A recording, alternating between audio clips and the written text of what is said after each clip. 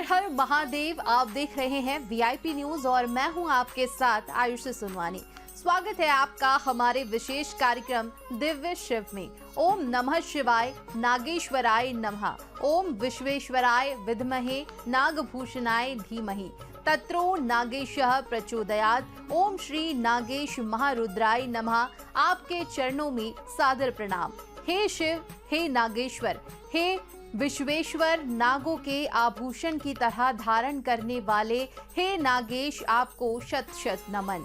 कैलाशपति महादेव और श्रावण मास एक ऐसा अद्भुत संगम जिससे सारे सृष्टि एकाकार होती है। रिमझिम फुहारों के साथ वसुधा को हरी चुनरियां उड़ने ये सावन झूम के आता है। अमराई में डले झूले और मेलों की चमक जीवन को और सरस बनाती है। सावन में शिवलिंग का रुद्राभिषेक और जलाभिषेक हर श्रद्धालु की परम इच्छा होती है।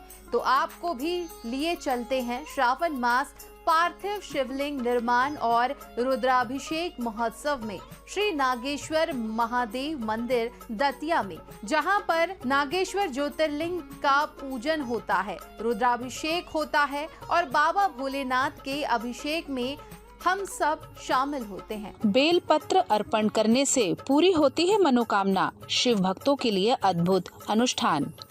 सावन का महीना धार्मिक आस्था के लिए बेहद खास समय होता है और इसी सावन के महीने में दतिया के श्री नागेश्वर महादेव मंदिर में भव्य अनुष्ठान भी हो रहे हैं।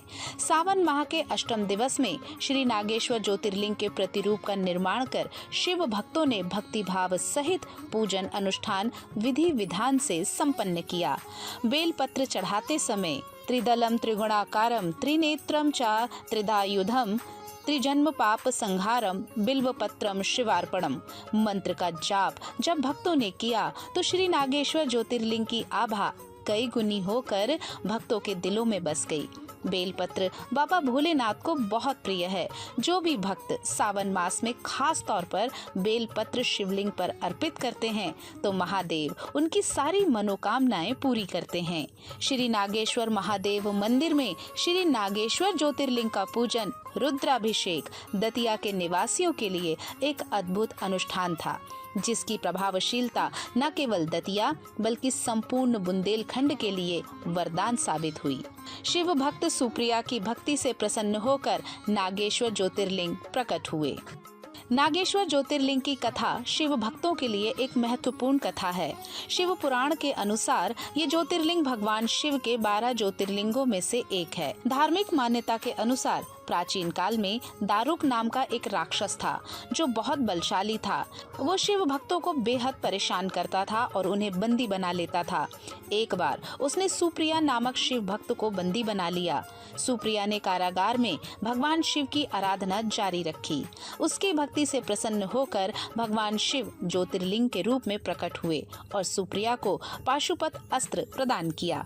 इसी अस्त्र से शिव भक्त सुप्रिया ने दारुक और उसके साथियों का वध कर दिया। भगवान शिव ने तब उसी स्थान पर ज्योतिर्लिंग के रूप में वास किया, जिसे श्री नागेश्वर ज्योतिर्लिंग के नाम से जाना जाता है। श्री नागेश्वर ज्योतिर्लिंग गुजरात के द्वारिका जिले में स्थित है, यानी कृष्ण के साथ महादेव का आशीर्वाद भी भक्तों को एक साथ प्राप्त होता है। सावन का प्राकृतिक स्वरूप जितना सुंदर है उतना ही महत्वपूर्ण उसका वैज्ञानिक कारण भी है। तपती हुई दोपहरी गर्मी के बाद जब धरती पर बारिश की सावन की बूंदें पड़ती हैं तो ये पूरी पृथ्वी ठंडी हो जाती है, तृप्त हो जाती है, वसुधा हरी भरी हो जाती है और पर्यावरण को नया जीवन मिलता है। जल की गागर लेकर आते हैं ये मेघ तो सारे प्राणी जगत को जल मिलता है।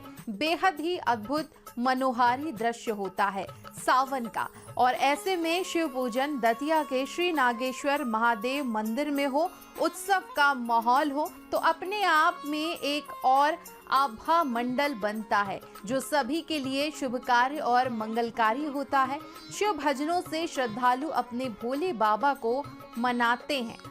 भजन मंडलीय कीर्तन करती हैं और सुख और समृद्धि के सबके लिए मंगल कामनाएं भी करती हैं। तो इस सावन में हम भी शामिल महादेव के पूजन में और विश्व कल्याण की मंगल कामना करते हैं। आज के इस खास कार्यक्रम में दिव्य शिव में इतना ही। बने रहिए VIP न्यूज के साथ। मुझे दीजिए इजाजत। नमस्कार।